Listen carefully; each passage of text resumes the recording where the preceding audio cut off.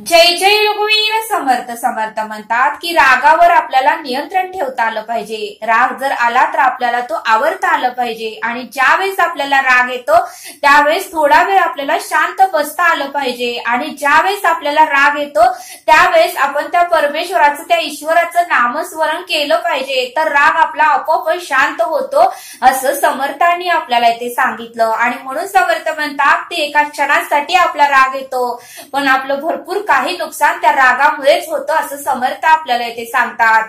आणि म्हणून समर्थ म्हणतात की राग, लोभ, मद, मत्सर, द्वेष, अहंकार हेच आपल्या देहामध्ये प्रवेश करून आपलं नुकसान करतात। त्यामुळे समर्थ म्हणतात की आपल्याला हे विषय आलेले सुद्धा आपल्याला जाणीव झाली पाहिजे आणि हे विषय आपल्या देहामध्ये प्रवेश करून आपलं भरपूर नुकसान करतात असं समर्थांनी आपल्याला इथे सांगितलं। आणि म्हणून समर्थ म्हणतात की राग आला तर आपल्याला वेळीच त्याला आवर घालता आली पाहिजे असं समर्थांनी आपल्याला इथे सांगितलं। समर्थ म्हणतात की रामायणात कैकेयीला सुद्धा राग आला होता आणि कैकेयीने रामाला वनवासाला जायला सांगितलं। त्यावेळेस मात्र लक्ष्मणालाही राग आला होता आणि त्याचा राग रामालाही येतच होता, त्याचा राग श्रीराम प्रभूंनाही येत होता। तरीही लक्ष्मणाने आणि श्रीराम प्रभूंनी आपल्या रागावर नियंत्रण ठेवले आणि शांत बसले आणि त्यानंतर मात्र लक्ष्मण, सीता आणि श्रीराम प्रभू हे वनवासाला गेले। त्यांनी उलट उत्तर कैकेयी मातेला दिले नाही, त्यांना दोघांनाही राग आला होता तरीही त्यांनी रागावर नियंत्रण केलं आणि श्रीराम प्रभू, लक्ष्मण आणि सीता हे वनवासाला गेले। त्या क्षणालाच विधी लिखित मांडलं गेलं आणि त्याचा परिणाम हा झाला की अत्याचारी रावण मारला गेला। आणि म्हणूनच तो रावणही मारला गेला आणि श्रीराम प्रभू हे वनवासात गेल्यामुळेच हे युद्ध झाले आणि रावणही मारला गेला असं समर्थांनी आपल्याला इथे सांगितलं। आणि म्हणून समर्थ म्हणतात की राग जरी आला तरी आपल्याला त्याला आवर घालता आली पाहिजे असं समर्थ आपल्याला इथे सांगतात। समर्थ म्हणतात की महाभारतामध्ये सुद्धा युद्ध 18 दिवस चालले, महाभारताचे सुद्धा युद्ध 18 दिवस चालले। याचा द्रौपदीला मात्र खूप त्रास झाला होता व द्रौपदी ही शरीराने आणि मनाने ती खूप खंगली खूप खचली होती आणि वयस्करही दिसत होती। हस्तिनापुरामध्ये सर्व बायका ह्या विधवा दिसत होत्या, अनाथ मुले इकडे तिकडे फिरत होती, कारण युद्धामध्ये बरेच जण मारले गेले होते, बऱ्याच जणांचा मृत्यू झाला होता, म्हणून बरेच जण विधवा झाल्या होत्या आणि सर्वांची महाराणी द्रौपदी ही हस्तिनापुराच्या महालात मात्र निजली होती। सर्वांची महाराणी द्रौपदी ही हस्तिनापुराच्या महालात मध्ये आराम करत होती। त्यावेळेस महालामध्ये मात्र श्रीकृष्ण प्रभू आले, महालामध्ये द्रौपदीला भेटायला श्रीकृष्ण प्रभू आले आणि त्यांना पाहून द्रौपदीने श्रीकृष्णाचे चरण पकडले, त्यांच्या पाया पडले। त्यावेळेस श्रीकृष्ण म्हणाले ती नियती खूप निष्ठुर असते। श्रीकृष्ण द्रौपदीला म्हणाले की नियती खूप निष्ठुर असते, ती आपल्या मनाप्रमाणेच चालते। नियती खूप निष्ठुर असते आणि ती आपल्या मनाप्रमाणेच चालते। द्रौपदी, तुला कौरवांचा बदला घ्यायचा होता ना? श्रीकृष्ण द्रौपदीला म्हणाले, द्रौपदी तुला कौरवांचा बदलाच घ्यायचा होता ना? तू आता बदला घेऊन यशस्वी झालीस। फक्त दुर्योधन आणि दुःशासन नाही तर सर्वच कौरव संपले। द्रौपदी तुला आता आनंदित व्हायला हवं असं श्रीकृष्ण द्रौपदीला म्हणाले। त्यावर द्रौपदी श्रीकृष्णाला म्हणाली की तुम्ही मला सावरायला आला आहात की हिनवायला आला आहात? द्रौपदी श्रीकृष्णाला म्हणाली की तुम्ही मला सावरायला आला आहात की हिनवायला आला आहात हेच मला कळत नाही। त्यावेळेस श्रीकृष्ण द्रौपदीला म्हणाले, नाही द्रौपदी, मी तुला खरं वास्तव्य सांगायला आलो आहोत. मी तुला खरं वास्तव्य काय आहे हे सांगायला आलो आहे. आपल्या कर्माची फळं आपल्याला दिसत नाहीत, पण ती समोर येतात. श्रीकृष्ण द्रौपदीला म्हणाले, आपल्या कर्माची फळं आपल्याला दिसत नाहीत, पण ती सर्वांसमोर येतातच. तेव्हा आपण काहीही करू शकत नाही. तेव्हा मात्र आपण काहीच करू शकत नाही. त्यावर द्रौपदी म्हणाली, त्यावर श्रीकृष्णांना द्रौपदी म्हणाली, श्रीकृष्ण, मग या युद्धाला मीच पूर्णपणे जबाबदार आहे का? द्रौपदी श्रीकृष्णांना म्हणाली की श्रीकृष्ण, या युद्धाला मीच पूर्णपणे जबाबदार आहे का?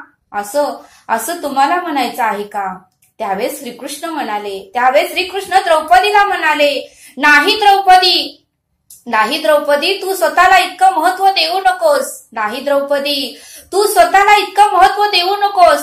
तू तुझ्या कर्मात थोडा जरी दूरदर्शीपणा दाखवला असतास तर एवढा त्रास झाला नसतास. तू तुझ्या कर्मामध्ये थोडा जरी दूरदर्शीपणा दाखवला असतास तर तुला एवढा त्रास कधीही झाला नसता. त्यावेळेस द्रौपदी श्रीकृष्णांना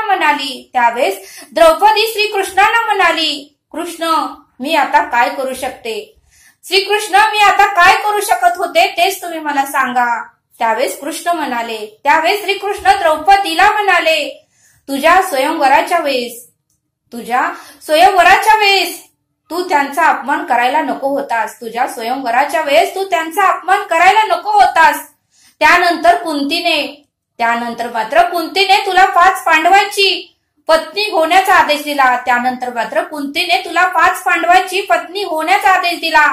त्याचाही तू स्वीकार केला नसतास तर परिणाम काही वेगळाच झाला असता. त्याचा परिणामही वेगळा झाला असता. आणि त्यानंतर मात्र तू तुझ्या महालात दुर्योधनाच्या वर्मावरही घाव घालणारे वाक्य बोललीस. त्यानंतर मात्र तू तुझ्या महालामध्ये दुर्योधनाच्या वर्मावर घाव घालणारे वाक्य बोललीस की अंधे का पुत्र अंधा असं तू बोललीस. आणि खिदून मात्र हसत तेथून निघून गेलीस. आणि त्यांचा सार्वजनिक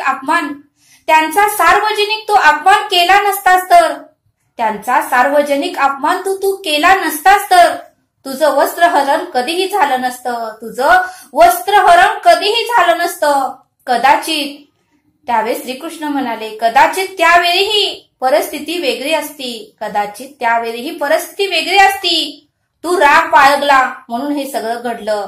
तू तुझ्या मनामध्ये राग बाळगलास. तू तुझा राग हा नियंत्रणात ठेवला नाहीस. तू शांत बसली नाहीस. राग आला म्हणून तू बोलून मोकळी झालीस आणि त्याचा परिणाम मात्र तुलाच भोगावा लागला. असं श्रीकृष्ण द्रौपदीला म्हणाले, तू राग बाळगलास म्हणून हे सगळं घडलं, नाहीतर हे कधीही घडलं नसतं. असं श्रीकृष्ण द्रौपदीला म्हणाले.